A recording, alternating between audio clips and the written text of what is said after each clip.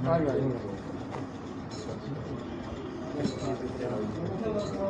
سا خیریت سے ہیں آپ؟ آپ کے پروگرام میں دیکھتا رہتا ہوں اعتدال والوں کی. غلامی صاحب کا اشتیاق ہے کہ آپ سے انٹرویو کریں. ابھی میرے نوبت نہیں آئی ہے، بہت سے لوگ ابھی بیچ میں.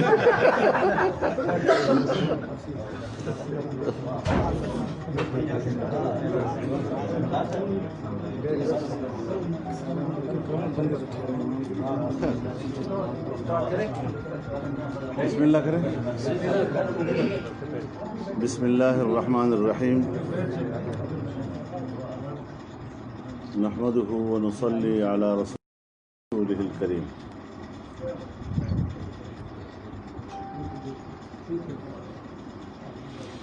جمعیت علماء اسلام کل 5 اگست کو پورے ملک میں کشمیری بھائیوں کے ساتھ یکجہتی کا دن منانے جا رہی ہے. 5 اگست 2019 کو مودی سرکار نے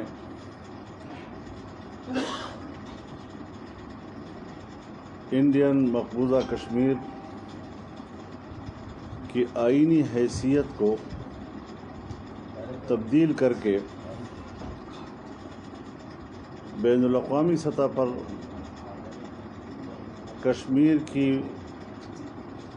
متنازع حیثیت ختم کر دی اور اسے باقاعدہ ہندوستان کا جغرافیائی حصہ قرار دیا. یہ ایک ظالمانہ اقدام تھا اور اس ظالمانہ اقدام کے نتیجے میں مودی سرکار نے کشمیریوں پر زندگی تنگ کر دی. وہاں 1 سال کے عرصے میں جس انداز سے انسانی حقوق پامال کیے گئے ہیں،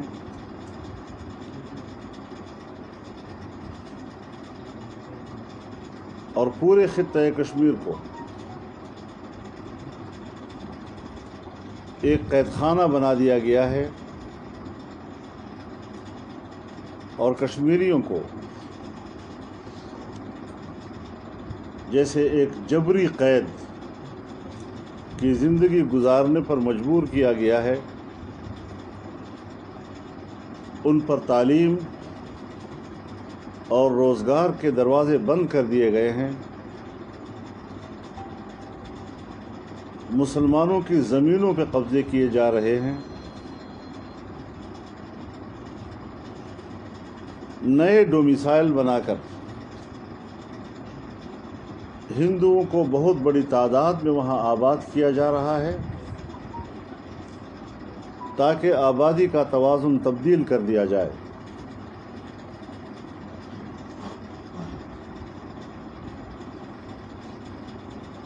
اور ان اقدامات سے ہندوستان کا سیکولر چہرہ مسخ ہو کر سامنے آیا ہے.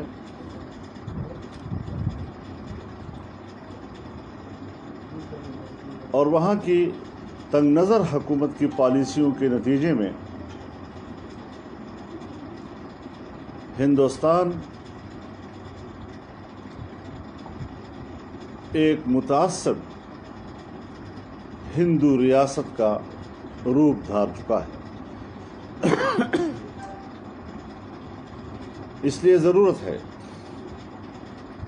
کہ ان حالات میں پوری پاکستانی قوم ہی نہیں بلکہ عالمی برادری اور بالخصوص امت مسلمہ کشمیریوں کے شانہ بشانہ کھڑی ہو جائے.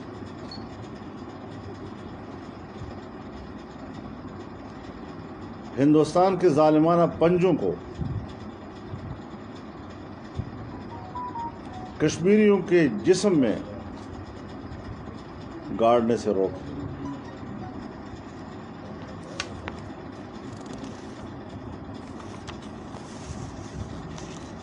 جہاں ہم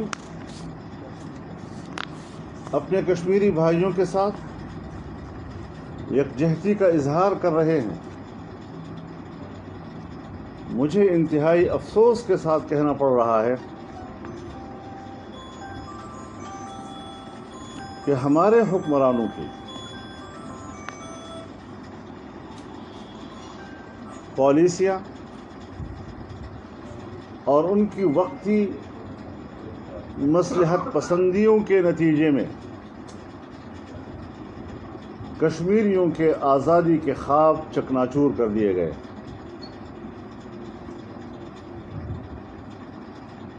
ہمارے حکمرانوں کی منافقانہ روش کی وجہ سے کشمیریوں کو مایوسیوں کے اندھیروں میں دھکیل دیا گیا.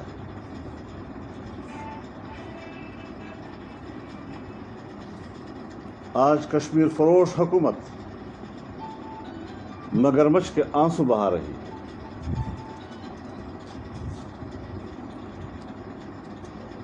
میں نے پچھلی حکومت میں بھی بار بار اور چیخ چیخ کر یہ کہا تھا کہ فاٹا کے سٹیٹس کو تبدیل کرنے سے پہلے فاٹا کے عوام سے پوچھا جائے، اور اگر آپ فاٹا کے عوام سے نہیں پوچھیں گے تو کشمیر کے حوالے سے آپ کا حق خود ارادیت اور وہاں پر رائے شماری کا موقف کمزور ہو جائے گا. پھر وہی ہوا جس کا ہم پہلے رونا روتے رہے، اور جب ایسا کیا گیا تو آپ کو معلوم ہونا چاہیے کہ ہندوستان نے اپنے آئین کے آرٹیکل 370 کا خاتمہ کر کے کشمیر کے اسپیشل سٹیٹس کو ختم کیا.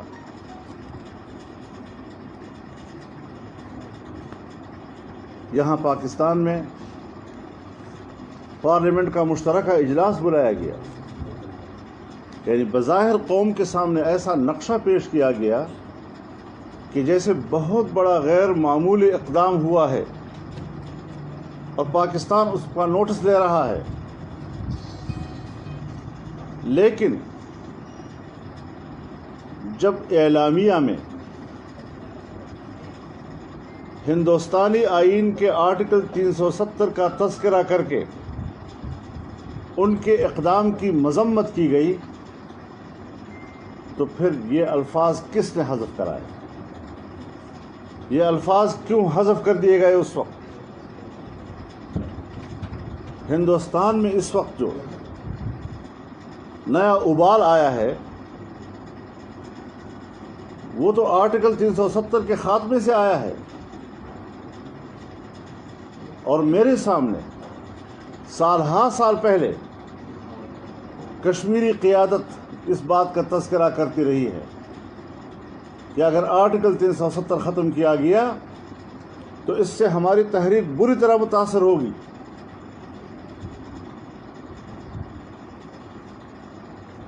اب لوگوں کا انتظار تھا کہ آرٹیکل 370 کے خاتمے پر احتجاج کیا جائے گا، لیکن پارلیمنٹ میں عین وقت پر اس ڈرافٹ کو تبدیل کیا گیا، آرٹیکل 370 کو وہاں سے نکالا گیا اور کہا کہ احتجاج اس پر ہم نہیں کریں گے. اب لوگوں کو سمجھ میں نہیں آ رہا کہ کشمیر کے سٹیٹس کو تبدیل کر دیا گیا، جس وجہ سے تبدیل کیا گیا وہاں پر آپ اس کو اپنے اعلامیہ میں لانے کے لیے تیار نہیں ہیں، تو قوم کو کیوں دھوکہ دے رہے ہیں؟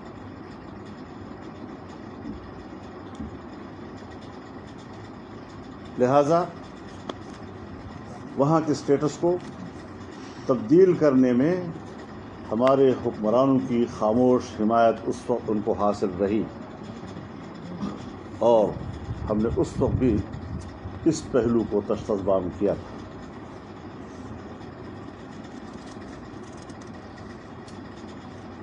پھر آپ بتائیں کہ ان غداران کشمیر کے ساتھ ہم کیسے بیٹھے ہیں اور کیوں کر بیٹھے.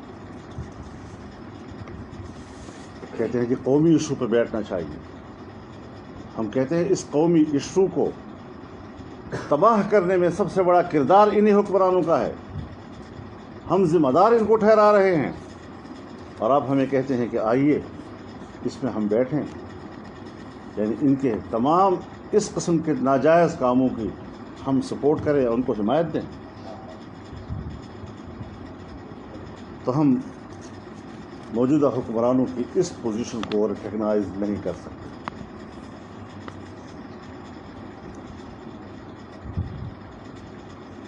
ہمارے کچھ دوست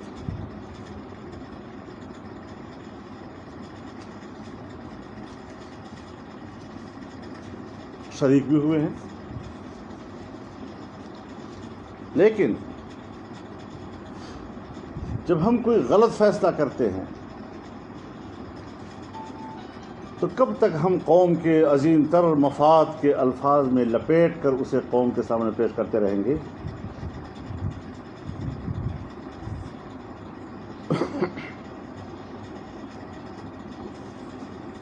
جب کشمیر کی خصوصی حیثیت کا خاتمہ کیا گیا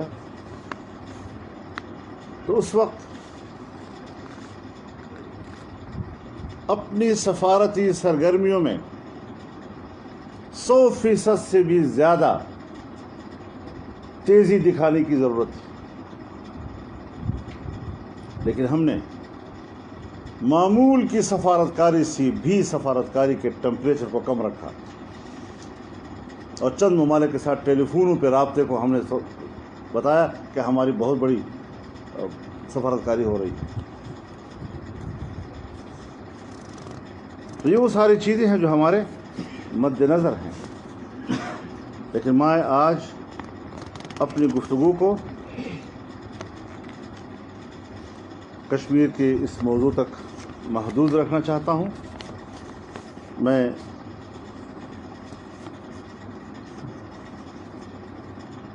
اس ساری صورتحال کو اگر ایک شعر میں بند کر سکوں اور آپ اس پہ اعتراض بھی نہ کریں تو بہتر ہوگا کہ جو لوگ شریک سازش تھے ہم نام بھی ان کا کیسے لیں. کچھ ان میں دوست پرانے تھے، کچھ باعزت ہمسائے تھے.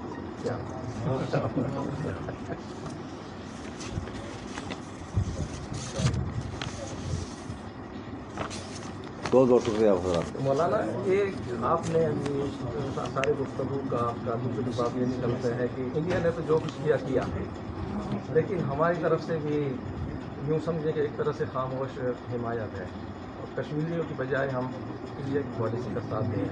کس کے ایمان پہ ہو رہا ہے، کس کے خوف سے ہو رہا ہے؟ اور یہ جو ابھی آپ نے کہا ہے کہ سازش میں جو لوگ شریک ہیں ان کے چہرے تو بے نقاب ہونے چاہیے. وہ تاریخ بے نقاب کرتی ہے بعض دفعہ. ضروری نہیں ہے کہ اپنے الفاظ میں اس کو بے نقاب کیا جائے.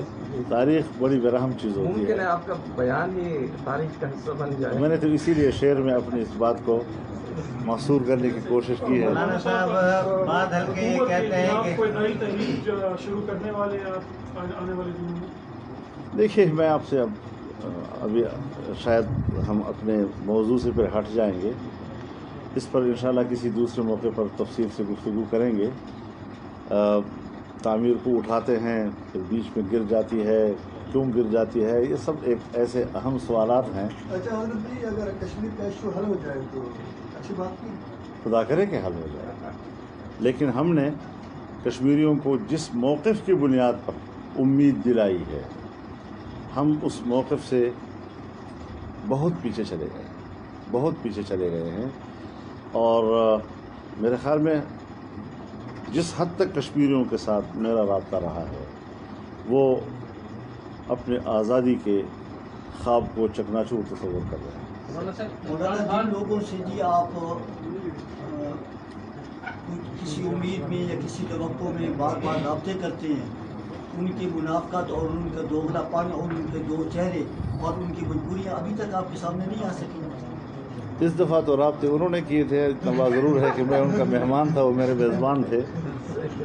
लेकिन बात बुनियादी यही है कि इस पर हमारा एहतजाज अपने दोस्तों से दोस्ताना अंदाज में सामने आ चुका है और इंशाल्लाह मुस्तक़बिल में भी इस पर बातें होंगी। मौलाना साहब इमरान खान ने कहा था कि मैं कश्मीर का सफ़ीर हूँ और मुल्क के आखिरी कतरे तक हम कश्मीर की आज़ादी के लिए लड़ेंगे। तो आप क्या समझते हैं कि ये हुकूमत का ये बयान सिर्फ खाली बयान है, खोखला बयान है, या वाकई हुकूमत इस बारे में सही है कश्मीर के हवाले? मेरे ख्याल में मेरी बातें इसी हवाले से हुई हैं और ये जो आप फरमा रहे हैं यही तो वो चीज़ें हैं कि हम कहते हैं कि भाई जब आप का एजेंडा ही उससे मुख्तलिफ है और बैनुल-अक़वामी एजेंडे के तहत हम दुनिया में जो जोग्राफियाई तब्दीलियाँ ला रहे हैं हम उसी को फॉलो कर रहे हैं और उसी को एक कानूनी पोजीशन देने की तरफ जा रहे हैं।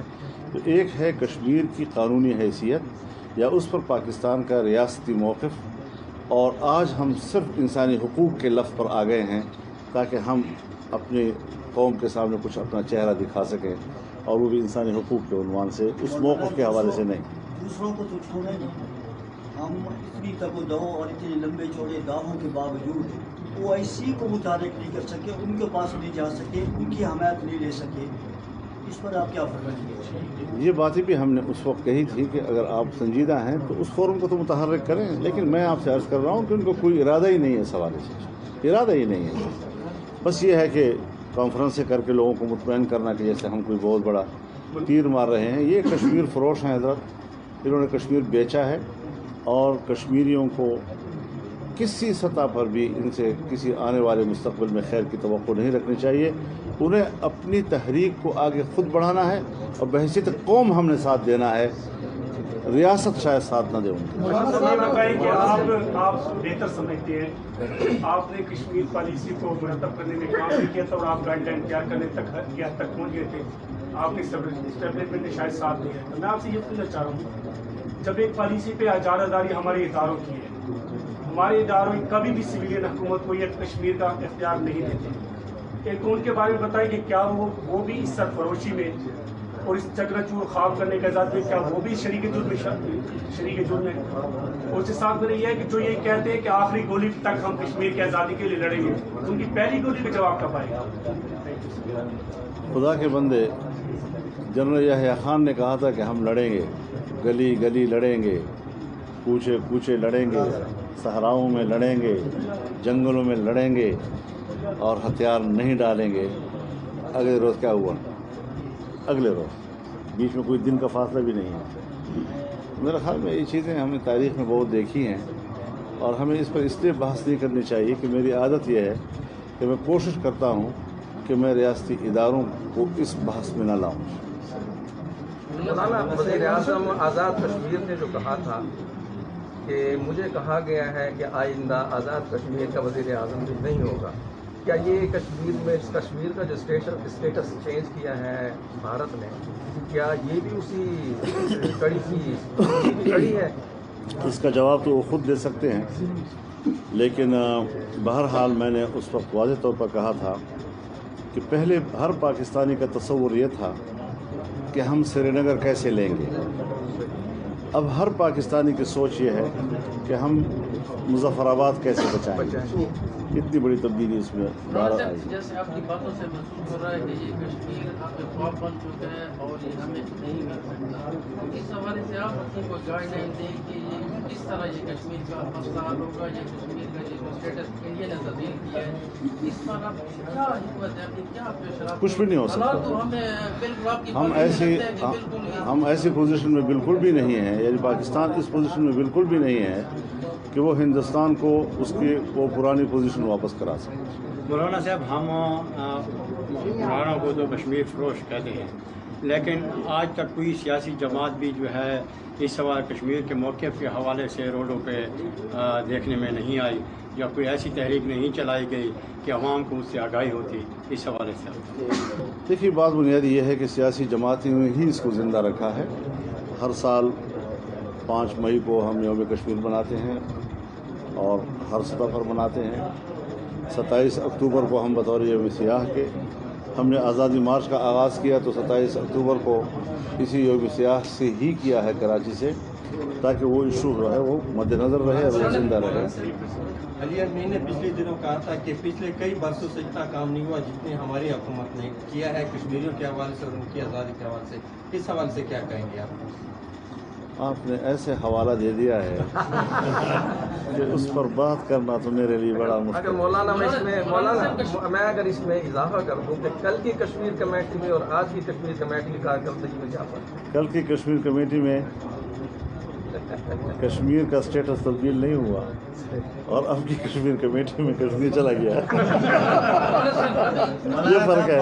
یہ کہہ رہے ہیں کہ یہ رونے کی بات ہے مشرف کے ادھر تم ادھر ہم کے نامکمل ایجنڈے کی تکمیل کر کے کشمیر کی موجودہ پوزیشن پر لایا گیا ہے، کیا آپ کے خیال میں ایسی کوئی بات ہے؟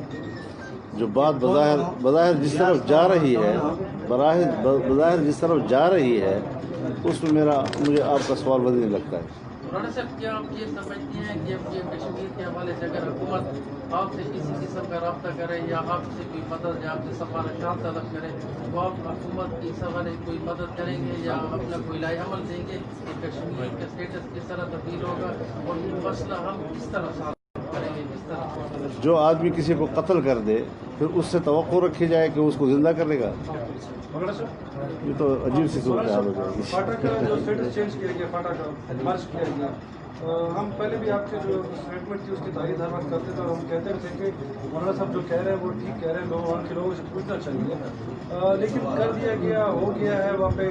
لیکن اب جو حالات وہاں پہ چل رہے ہیں وہ بالکل برداشت کے قابل نہیں ہے وہاں پہ۔ آپ کی پارٹی اس حالات میں ان لوگوں کے لیے کیا اقدامات کریں، کیا ان کے لوگوں کے ساتھ جو ہے نا آپ اٹھیں گے اور ان لوگوں کے مسئلے مسائل کے حل کرنے کے لیے؟ ایک دوسرا